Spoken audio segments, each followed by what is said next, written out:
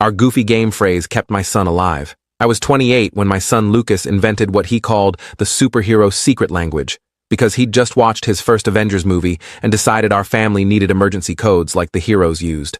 He was 6 years old with an imagination that ran wild and an obsession with anything that involved secret missions or hidden messages. I thought it was adorable when he spent an entire Saturday afternoon creating elaborate hand signals and code phrases that he insisted we all memorize for family emergencies.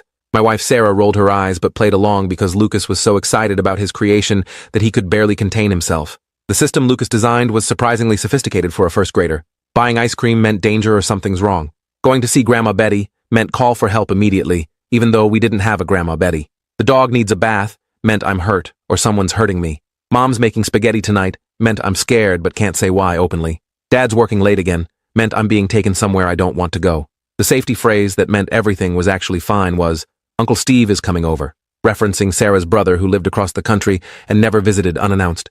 We practiced the code religiously for months because Lucas treated it like the most important game in the world. He'd slip coded phrases into dinner conversations and wait to see if Sarah and I would respond with the appropriate signals.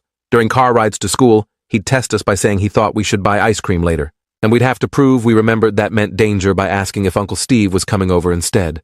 If we forgot the proper responses, Lucas would launch into elaborate explanations about how superheroes always had to be ready for emergencies and that our family needed to be prepared for anything. What started as childhood play became deadly serious just 2 months after Lucas turned 7, when our new neighbor, Mr. Patterson, moved in next door.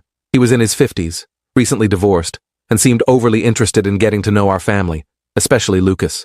At first, his attention seemed harmless, just a lonely man trying to make friends in a new neighborhood. He'd wave enthusiastically whenever he saw us, offer to help with yard work, and always had candy or small toys to give Lucas whenever they crossed paths. But within weeks, Patterson's behavior began escalating in ways that made my skin crawl. He started timing his outdoor activities to coincide with Lucas playing in our backyard, finding excuses to lean over the fence and engage my son in conversations that lasted longer than appropriate. He'd ask detailed questions about Lucas's school schedule, his favorite activities, and whether he ever felt lonely when Sarah and I were at work. The questions seemed innocent individually, but together they formed a pattern that made me deeply uncomfortable. The first coded warning came during a Saturday afternoon barbecue, when Patterson invited himself over and cornered Lucas near our back gate. I was inside getting plates when Lucas burst through the kitchen door and casually mentioned he was really thinking about buying ice cream. Then he paused and added that Uncle Steve probably wasn't coming over today, but maybe we should call him anyway. The mixed signals sent chills down my spine as I realized Lucas was trying to tell me something was wrong but wasn't sure if it qualified as genuine danger. When I pressed him gently about what had happened outside, Lucas revealed that Patterson had been asking strange questions about his body and whether he'd started developing hair in private